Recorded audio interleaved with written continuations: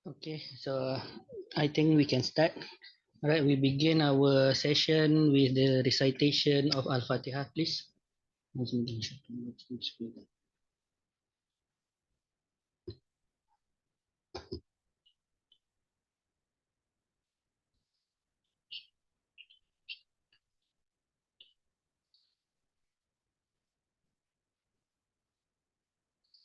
All right, so this is the third session uh, that we have conducted so far.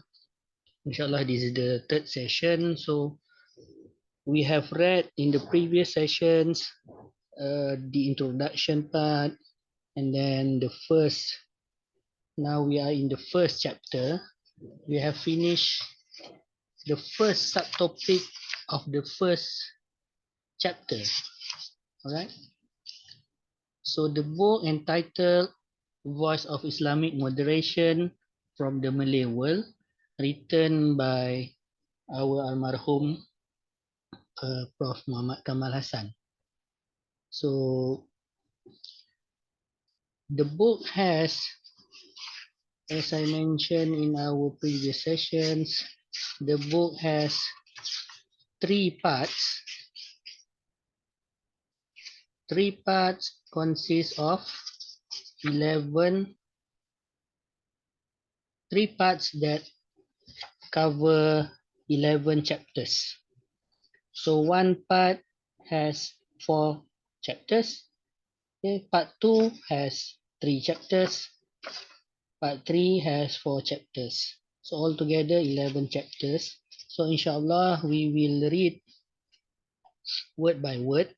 All right. We will not finish the whole book in one day because the book is quite thick and it is very deep. All right. The way Almarhum Prof wrote the book, we know him, the way he wrote the book, it is very detailed, right? We will get many information by reading even only one subchapter, one subtopic.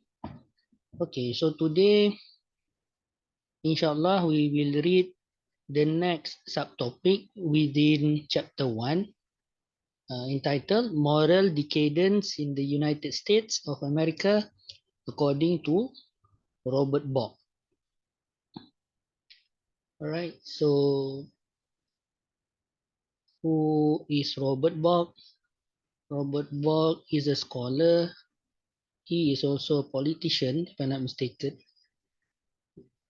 In 1988, the American Academy of Arts and Sciences initiated and sponsored the Fundamentalism Project, which analyzes organized religious reaction to secular modernity in the 20th century. Right, as I mentioned, as I read the text, you can also give your opinion. All right.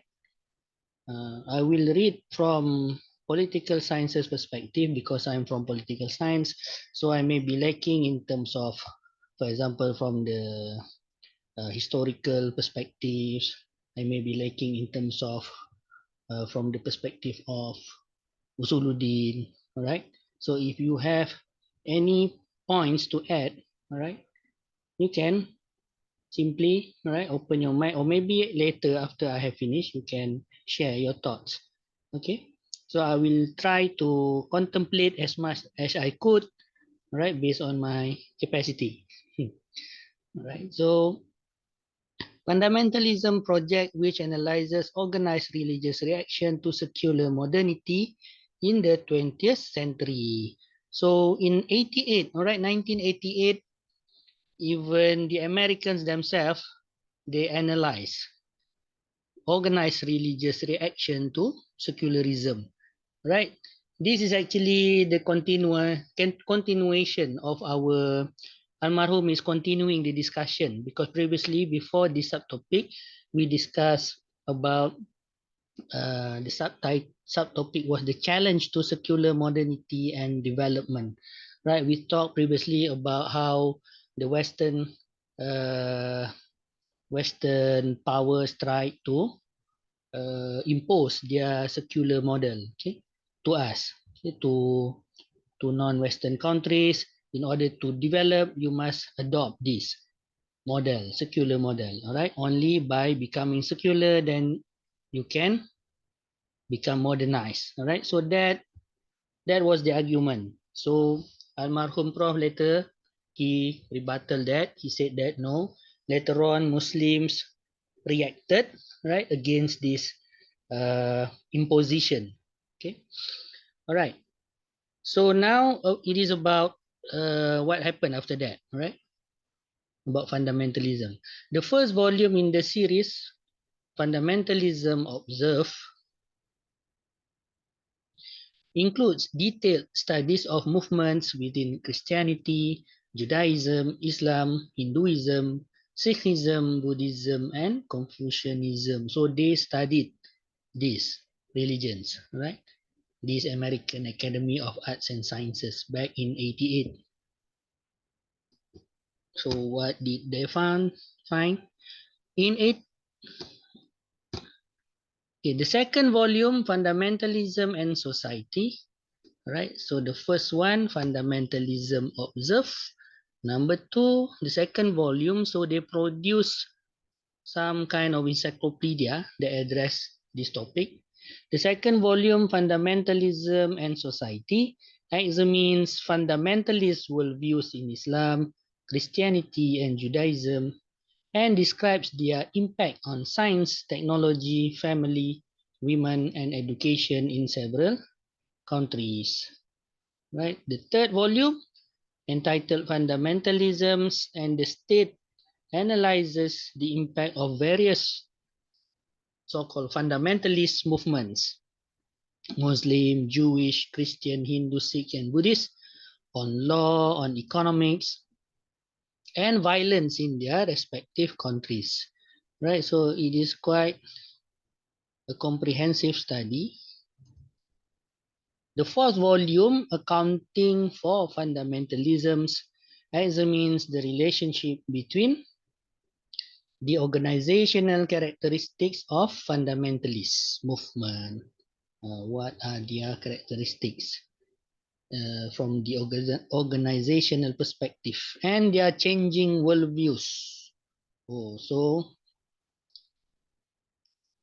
okay, these movements, according to the book, this book, okay, the encyclopedia, the movement had changing worldviews, ideologies, and programs such that they become either violent or integrationist or accommodationist or pacifist or separatist in relation to the surrounding communities or culture. So they keep on changing from one stance to the other. The fifth volume, Fundamentalisms Comprehended, attempts to construct an explanatory model of the global anti-secular religious resurgence. Right. The appropriateness or otherwise of the use of the controversial term fundamentalism is also debated and scrutinized. So this is the book encyclopedia produced by this academy, American Academy of Arts and Sciences. All right, why Almarhum mentioned this book? We will see. It has to be admitted that these scholar works provide valuable insights into various religious responses to secular modernity. So we have seen just now the work talks about Sikhism, not only Islam, also Buddhism, okay, and other religions. But a more complete and balanced picture of the phenomenon would also have to address what John Esposito calls the secular fundamentalists. All right? In the contemporary world, who resort to systemic violence, torture, oppression, misinformation, deceit, and corruption to preserve the status quo. Okay, so we can see here, according to Almarhum, there is another work that is better, a more complete and balanced picture. Why balanced? Because according to Esposito, not only the so-called religions that uh, are problematic, but of course not Islam, okay, but also the secular fundamentalists. All right. So if they claim that we have the problem of the so-called Islamic fundamentalists, actually according to Esposito, okay, problems also come from the secular fundamentalists, right? They also do this systemic violence, torture, all right, oppression, misinformation. Okay? In other words, secularism has become another religion, right? Deceit and corruption to preserve the status quo. Okay, we welcome our two brothers to the session, right? Brother, sorry? Hmm? Bello, right? Bello, eh? Abdul Hakim. Abdul Hakim, the one who sent the abstract for the conference? No, not there. Okay. Okay. Alhamdulillah. Okay, the tendency of the world print and electronic media and leaders of Western powers to highlight the militancy of religious groups of movements, particularly the so-called Muslim fundamentalists, is understandable as part of the strategy of influential lobby groups in USA and Israel, which perceive the Islamic resurgence phenomenon as a serious threat to Western hegemony and civilization. Okay, so they use media. All right, brothers, you can also help me to understand, okay, as we read. If you have any opinion, right, from your perspective, you can add, because we are together, we are reading this text. Okay, this is actually the text directly. I took it from the book uh, and I type it again. Okay, after the fall of communism, assertive Islam is seen as the new enemy and therefore has to be subjected to systemic demonization and the politics of exclusionism. Right? So previously, perhaps the enemy of these Western hegemonic regimes was communism, right? The communist regime. So now the new communist, the new devil, according to them, right, is Islam, right? Islam is seen as the new enemy, right? As if they always need an enemy, okay, to function.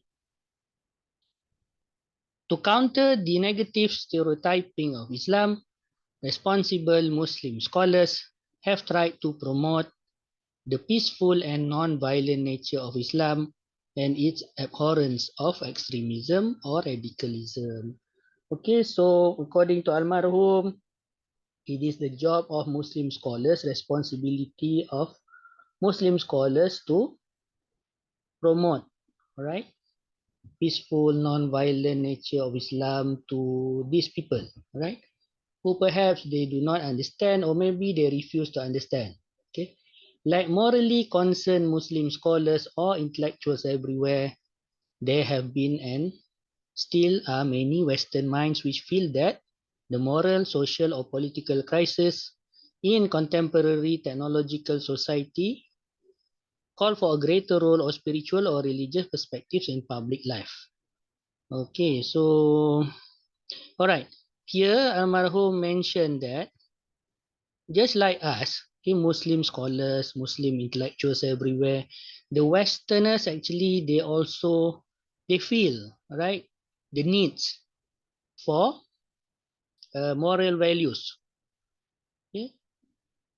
Feel that the moral, social, or political crisis in contemporary technological society call for a greater role of spiritual or religious. So yes, they feel that we need to have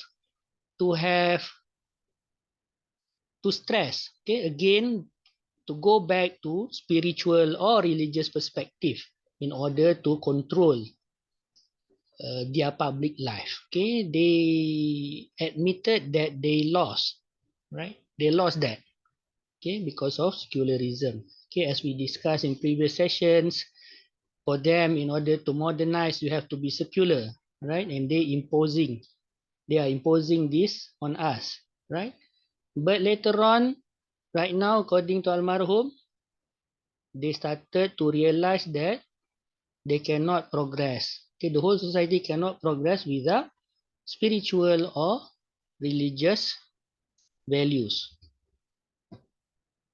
They may not be in majority, meaning to say those who supported this, but their voices represent the moral conscience that traditional wisdom and world religions nurture. So at least there are some of them who realize, okay, about this.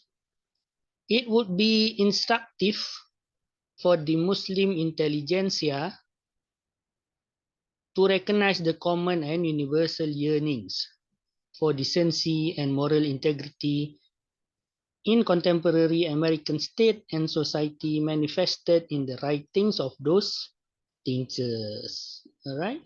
So it will be good for us Muslims, especially Muslim scholars, to recognize their yearnings uh, for that kind of uh, thinking, right? That kind of framework to come back, because they started to realize that without morality they cannot progress, okay, totally.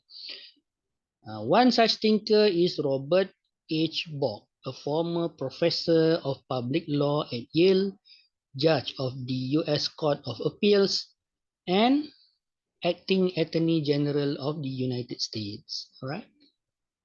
So Bork is a scholar, and he is also a judge.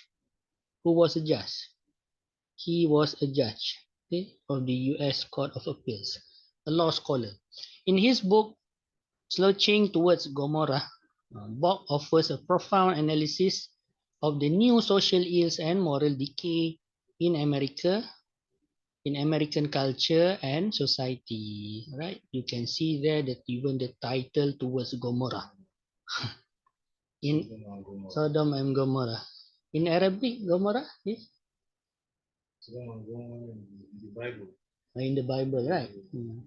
He examines the vulgarity and decadence of popular culture, sinking into barbarism. All right.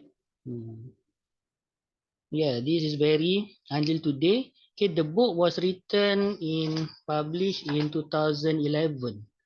Okay, more or less 13 years back.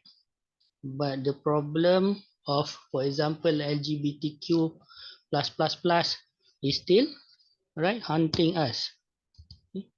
He observes the obscenity of thought and word is staggering. In keeping with the progress of liberalism, popular entertainment generally, and the worst of it in particular, celebrates the unconstrained self and savages those who would constrain. So it celebrates, okay, this way of life celebrates this kind of new way of life, right? Not new, but uh, deviant way of life, promotes unconstrained self, right? And those who try to constrain themselves, they will be considered as savages, right? You are backward. You are too orthodox. You are too, okay, fundamentalist, right? Again, extremist, right? That's true. Okay. He calls for stronger censorship against the most violent and sexually explicit material now on offer, starting with the obscene prose and pictures available on the internet. So Almarhum mentioned here Borg, okay, as a Western scholar, okay, he himself now calls for stronger censorship, all right, against all this obscenity, motion pictures that are mere rhapsodies to violence, right? Yeah, we noticed that. You can even watch, right, movie series, violence everywhere. Okay? As if they are promoting violence, all right? And the more degenerate lyrics of rap music, okay? Knowing full well that the ethos of modern liberalism has made any interference with the individual self-gratification seem shamefully reactionary. So we cannot interfere because of liberalism. Okay, the concept of individuals' rights. I should not interfere. You want to believe, you want to do whatever that you want, you can do it. I should not react. Okay, because if I react against that according to liberalism, then I'm the one who is the fundamentalist, right?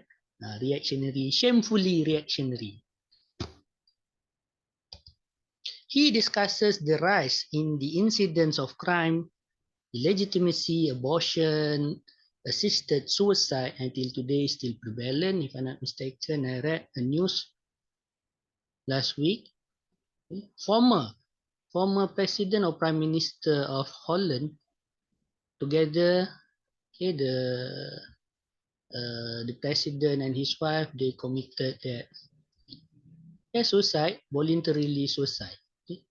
And the radical feminism's assault on American culture. So Borg discusses the rise, okay, because of this non-interference in so-called private matters, right? Crime started to increase. Okay, they started to go for abortion, assisted suicide, because okay, you can do that. Suicide is your right, right? We cannot stop you. So that's the culture that worried Bob. Okay, feminism assault again. All right, landmark assault. All right, during the 1970s, you can read feminist arguments started to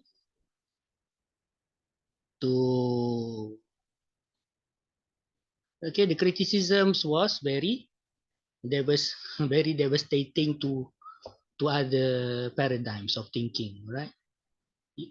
Be it liberalism, communism, they fail to answer, to give the answer to feminist criticisms, right? So still prevalent until today. We have different kinds of feminists. Some are okay, but some are extremes, right? They can be called extremists too. The root of American decline, Bob argues, is the pervasive influence of modern liberalism, right? So Bob himself agreed that actually modern liberalism is the source of problems. Okay?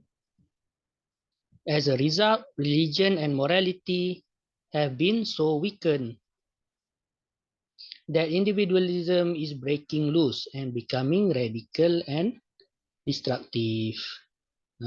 Right?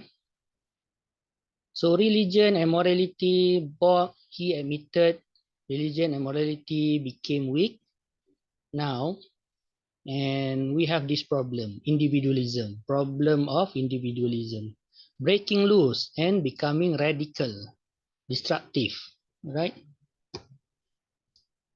In his view, the extremists of modern liberalism are hostile. Okay?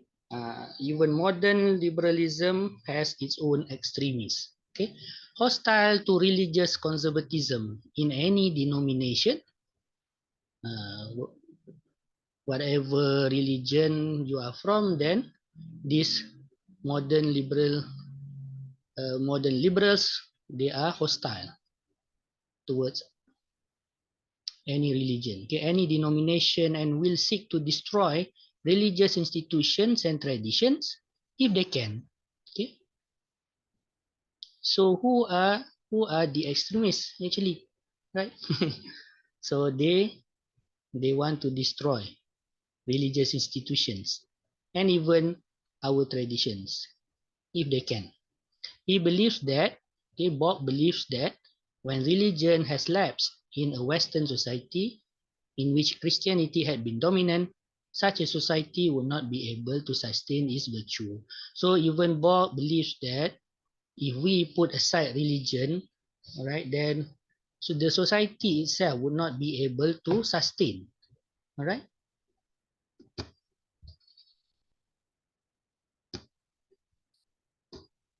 Okay.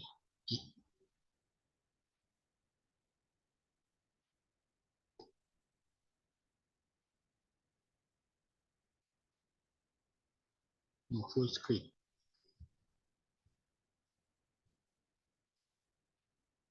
Okay. The gradual decline of established religion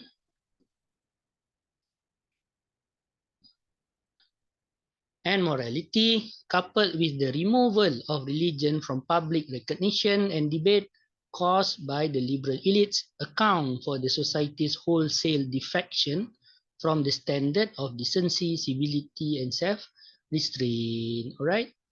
So because of this, okay, liberal elites, okay, they are the ones who have done this removal of religion from public sphere. Okay. And then what else? Of course, therefore the decline in morality, okay, decline in established religion. So this has led to this have led to decency. This have led to decline, right? No more self-restraint, no more civility. Okay, how can they call themselves as civilized, but they themselves they don't have this moral compass, okay, so to speak. Okay. Bohr argues that morality requires a stronger foundation than reason. All right. Okay. So morality requires a stronger foundation than our thinking, okay, mere thinking. The realization that human reason cannot provide the necessary major premises for morality is beginning to sink in.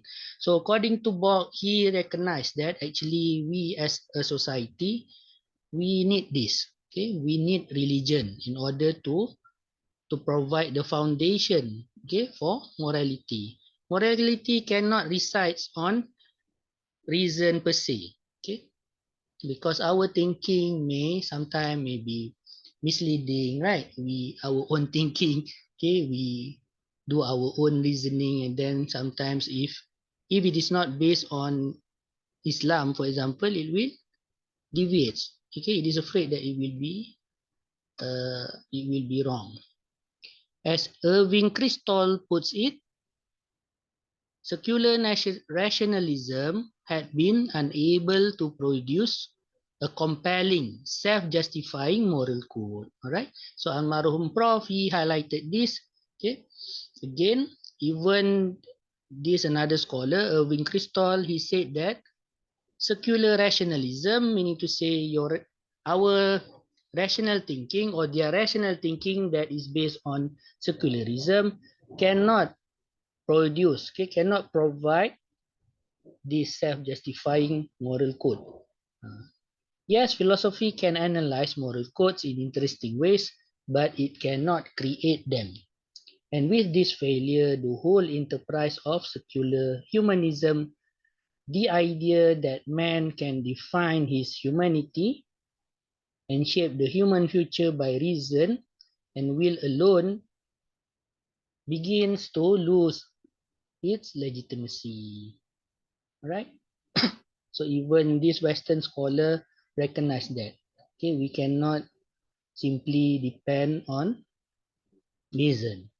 Over the past 30 years, all the major philosophical as well as cultural trends began to repudiate secular rationalism in favor of an intellectual and moral relativism and on nihilism. So, for the past 30 years, according to Almarhum, major philosophical discussions, okay, discourse, okay, they started to repudiate, okay, started to slowly put aside, okay, this secular rationalism and started to recognize the need for morality.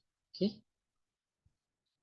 Bock is convinced that only religion can accomplish for a modern society what tradition, reason, and empirical observation cannot. Okay, coming back to Bob.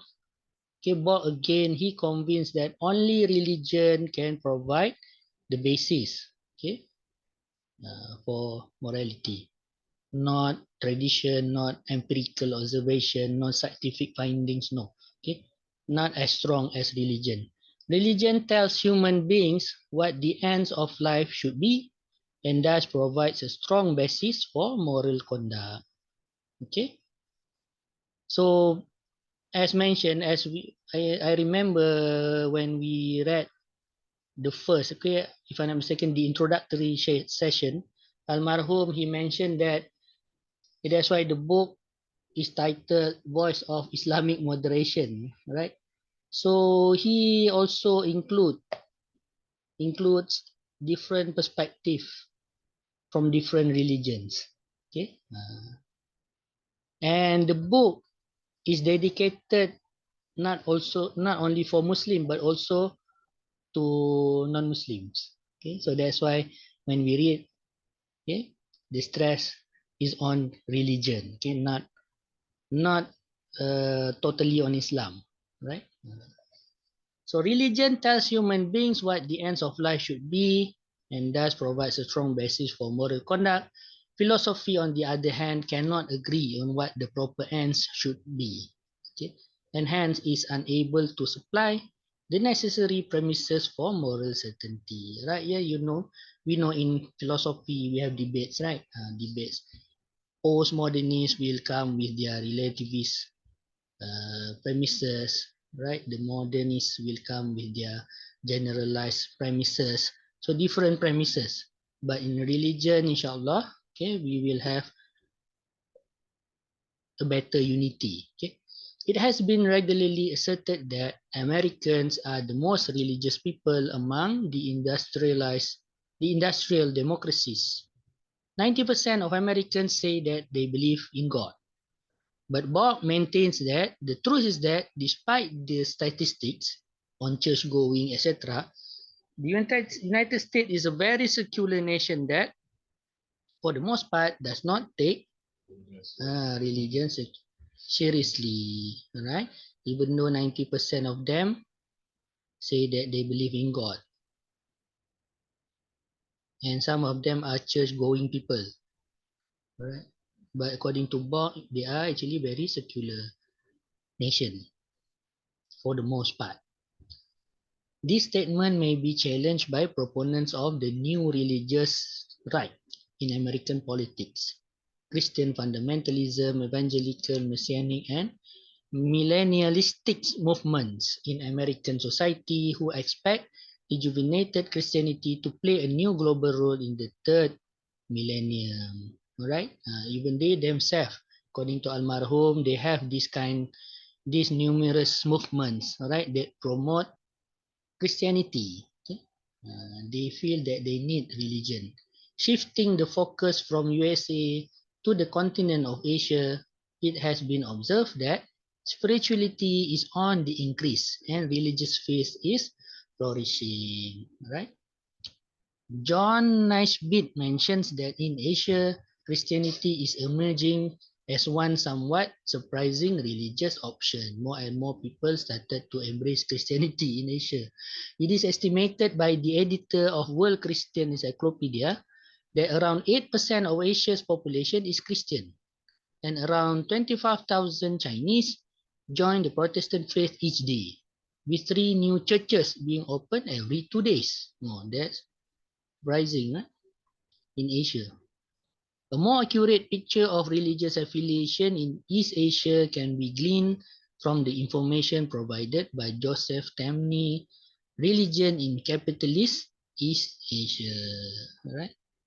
So maybe sometimes we heard about capitalism with Asian values, because some scholars are arguing that capitalism, yes, previously coupled with democracy, very effective, but now they have found another more effective couple, capitalism with Asian values. All right, as if Asian values is very hand in hand, okay, with capitalism. It is well known that Christianity is fast spreading in the East Asia region, with more than 40% of the people in South Korea being Christians. South Koreans, many of them, they are Christians. And millions in China have converted to either Protestantism or Catholicism. In the Philippines, Asia's only predominantly Catholic country, with 85% of population being Catholic.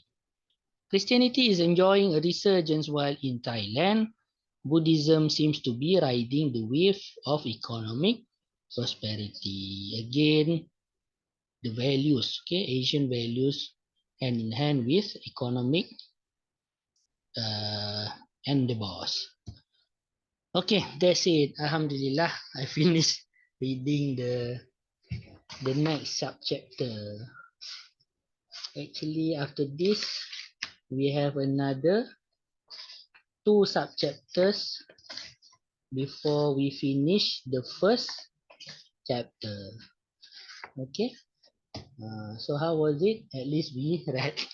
If not, sometimes we do not read, right? Okay, any brother Abdul Hakim, brother Bello, we have who else here? Yes, yes. Library in Century also we have. Bookshop, I think it is online, in online shop. Yeah. I think it is not in soft copy. You have to buy the hard copy one. Okay, Dr. Jana, Syafullah, anything to add?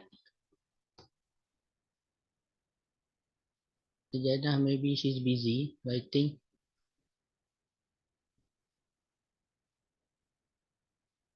Okay, Alhamdulillah. So,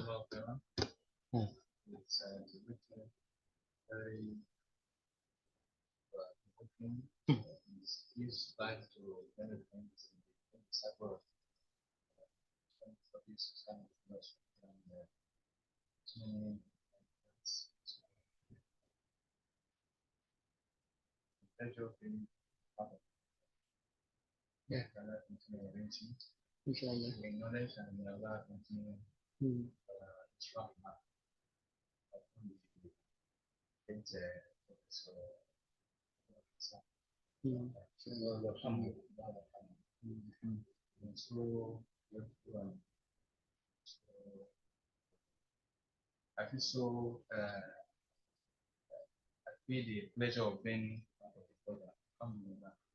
Thank you. Thank you. Yeah, thank you for your participation.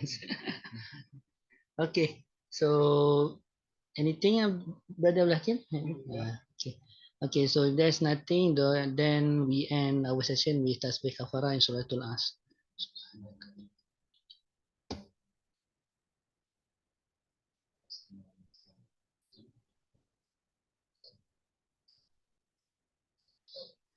Okay, thank you everyone for coming.